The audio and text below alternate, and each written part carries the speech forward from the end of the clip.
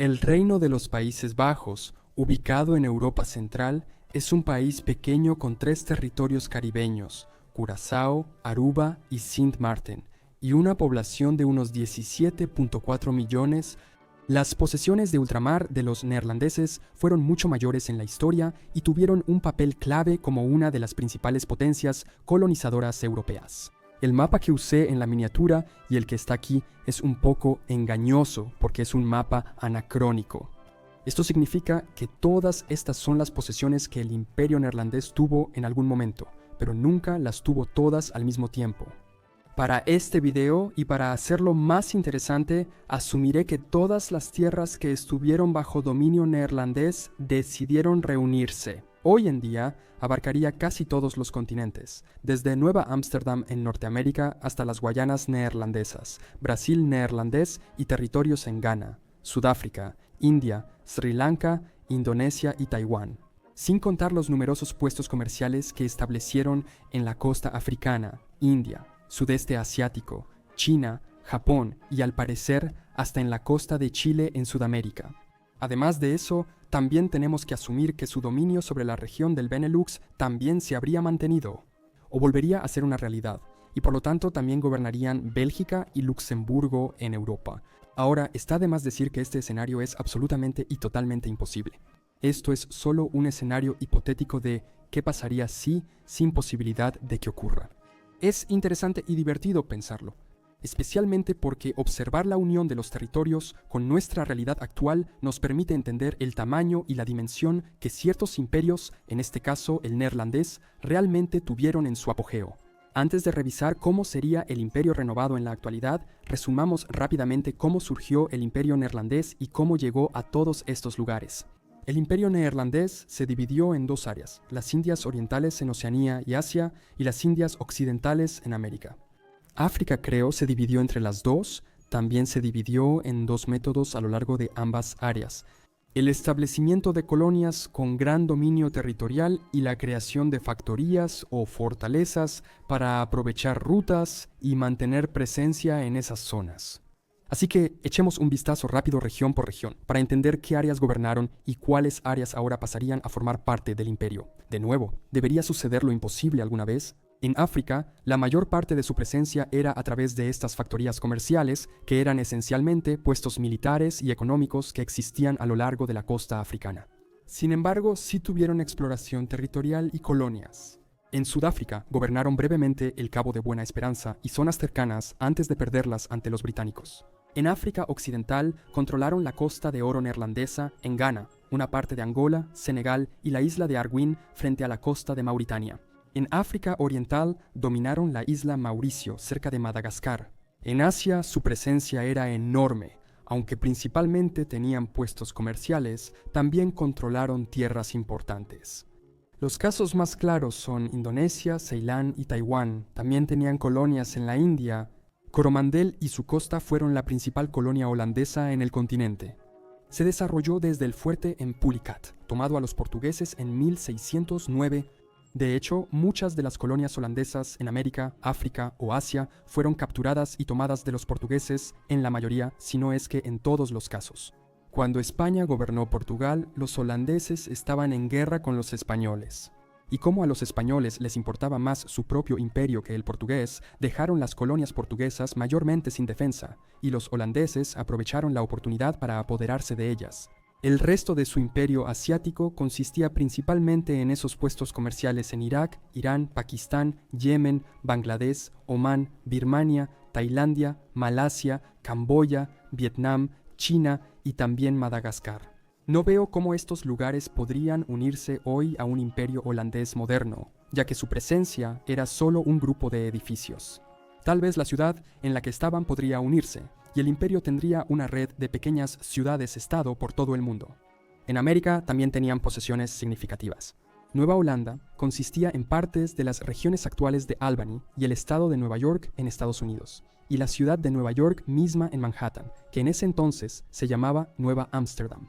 Gobernaron las Antillas neerlandesas en el Caribe, lo que hoy les daría varias islas. Actualmente aún poseen algunas: San Martín, Islas Vírgenes, Aruba, Curazao y Tobago. En Sudamérica tenían Surinam, parte de Guayana y Nueva Holanda, el Brasil neerlandés, territorios capturados durante la Unión Ibérica. Es interesante porque esta captura formaba parte del gran diseño neerlandés, que buscaba tomar sitios estratégicos de portugueses y españoles para controlar el comercio, bienes y rutas como la del azúcar, eliminando las ganancias españolas y dejando sin fondos para continuar la guerra. Es una estrategia inteligente. Aunque tu enemigo tenga un ejército y armadas superiores, no es necesario vencerlo en combate. Solo necesitas asegurarte de que el ejército colapse por cualquier otro medio, como la falta de dinero para sostenerlo. También hubo breves expediciones y puestos de comercio en Chile. En Europa conservarían Bélgica y Luxemburgo, y en Oceanía reclamaban Australia Occidental y Tasmania. Aunque nunca se hizo un intento real de colonización, muchos lugares a lo largo de la costa australiana tienen nombres holandeses, y Tasmania solía llamarse Tierra de Van Diemen. Si este escenario imposible ocurriera, sería difícil saber cómo estas regiones se unirían al mismo imperio. Los países completos que gobernaron, claro, esos podrían formar parte: Sri Lanka, Taiwán, Indonesia, Luxemburgo, Bélgica y todas las islas en el Caribe y en otros lugares. ¿Y las posesiones parciales? ¿Nueva York y Albany se unirían por completo o solo en parte? ¿Y las otras posesiones parciales? En Brasil, Sudáfrica, India, Angola, Ghana y Senegal, ¿dejarían sus países para unirse a los neerlandeses? El escenario en sí ya es totalmente imposible, pero la logística lo hace aún más absolutamente loco e inalcanzable. Sin contar los puestos comerciales que tenían. Creo que estos simplemente tendrían que ser ignorados, porque de lo contrario solo habría pequeños vecindarios en cada país que pertenecerían aleatoriamente a los neerlandeses, como ese extraño enclave belga que realmente existe dentro de los Países Bajos. Es difícil calcular el tamaño exacto, pero este nuevo imperio sería sin duda uno de los 10 países más grandes del mundo, incluso solo con los países que solían gobernar. Indonesia ya está en el puesto 14, así que no sería difícil. También se convertiría en el único país o unión en el mundo con posesiones y presencia en 4 o incluso 5 continentes. Por esto, su cultura también variaría mucho entre regiones. Cada lugar tiene su identidad local, aunque pueda haber alguna influencia pequeña o grande debido a la presencia neerlandesa en algún momento de su historia. Sus religiones son distintas. Indonesia es mayormente musulmana, Países Bajos protestantes y otros territorios católicos romanos. Ahora, muchos países tienen religiones diversas dentro de ellos, incluso algunos fuera de esta lista. Y en los estados laicos, realmente no importa qué religión elija seguir cada persona, porque no importa, ya que no debería afectar la política del estado. En términos de población, también es difícil señalar un número específico que tendrían. Por ejemplo, no sé cuánta gente vive en esta parte de la costa de Brasil, o estas dos partes de la India. Sin embargo, eso podemos hacerlo con Indonesia, Taiwán, Sri Lanka, Surinam, Bélgica y Luxemburgo. Solo en Europa gobernarían a 29 millones. Sumando a los demás, ese número subiría a alrededor de 340 millones, de los cuales Indonesia aporta la mayor parte. Si luego tomamos en cuenta los territorios de Estados Unidos, Brasil, Sudáfrica e India, creo que sería correcto asumirlo. Este nuevo imperio neerlandés fácilmente alcanzaría la marca de 400 millones de personas como su población, convirtiéndolo en el tercer país más poblado del mundo, por delante de Estados Unidos y solo detrás de China e India. En términos militares, al menos en cuanto al número de soldados activos y de reserva, también se convertirían en uno de los más fuertes del mundo. Estas naciones sumarían más de 2 millones de soldados, principalmente de Taiwán e Indonesia. Los neerlandeses tienen tasas de soldados per cápita similares a Taiwán, pero su ejército es menor por su población más pequeña.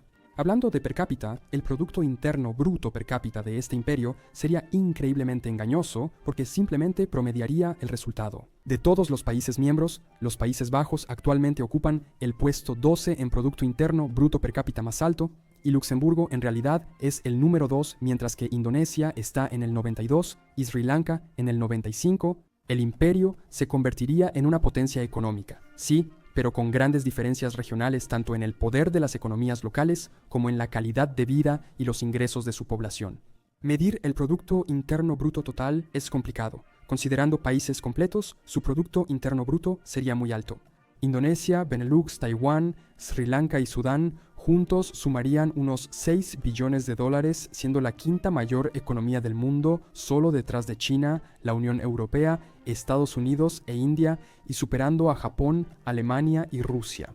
Si sumáramos las regiones parciales de Brasil, Estados Unidos, India y Sudáfrica, ese número crecería aún más. Solo Nueva York tiene un Producto Interno Bruto de 17 billones. Así que todos estos otros territorios juntos podrían ser suficientes para que este imperio neerlandés moderno supere la economía de 10 billones al año de la India. Los puestos comerciales en todo el mundo también podrían ayudarles a establecer acuerdos comerciales en cada una de esas áreas, contribuyendo a un resultado más alto. Sin embargo, esta idea tiene otra dimensión interesante. El dominio del imperio neerlandés, como mencioné, estaba dividido entre la Compañía Neerlandesa de las Indias Occidentales y la Compañía Neerlandesa de las Indias Orientales. Las compañías eran empresas autorizadas con comerciantes e inversionistas que monopolizaban el comercio en sus áreas. Y un imperio neerlandés renovado podría renunciar por completo a la idea de un dominio territorial y simplemente enfocarse en crear una nueva compañía comercial neerlandesa. Establecía negocios y dominio financiero en esas áreas comprando y vendiendo bienes y servicios. En vez de abandonar estos puestos comerciales por no poder integrarlos al nuevo imperio, podrían dejar los demás territorios y enfocarse solo en estos puestos. En un escenario completamente improbable o totalmente imposible de que este imperio renovado exista, creo que esta opción al menos lo haría 00001 posible. Otra opción sería una unión entre estos territorios. Así que no sería una situación en la que estén bajo el dominio holandés, sino una en la que simplemente utilicen su historia común, aunque sea problemática y conflictiva. Unirse ahora en una unión internacional donde todos tengan igual poder. La República Holandesa surgió de una federación de 17 provincias, los estados imperiales de los Países Bajos de los Habsburgo, que en 1582 se separaron de España. Quizá podríamos tener una federación de unas 100 provincias, aunque esas compartían una cultura holandesa común y el deseo común de querer la independencia de los españoles. Esta identidad y objetivo común no existen en el territorio ni en el momento actual. Ese fue un breve resumen de los territorios y regiones que el imperio holandés controló a lo largo de su existencia, tanto en Europa como en todo el mundo. ¿Y cómo sería hoy si todas esas regiones repartidas por el mundo de repente decidieran volver a unirse bajo el dominio de los holandeses, bajo un gobierno común o bajo cualquier otro tipo de asociación? ¿Cómo? Incluiría territorios en casi todos los continentes, asumiendo el rol de una de las entidades más poderosas del mundo. Según la unión elegida, la bandera podía ser solo la holandesa, como en su antiguo imperio. ¿Una bandera para una nueva compañía comercial inspirada en las coloniales? ¿O una nueva bandera que represente a cada país miembro de una unión donde todos sean iguales? Muchas gracias por ver este video. Si te gustó, suscríbete para ver los próximos. La mayoría de mis videos son de historia o actualidad, pero también disfruto crear escenarios hipotéticos. Si tienes sugerencias, dímelas en los comentarios. Este tema fue sugerido por alguien, así que quizá también haga el tuyo. De cualquier manera, nos vemos la próxima vez para más conocimientos generales.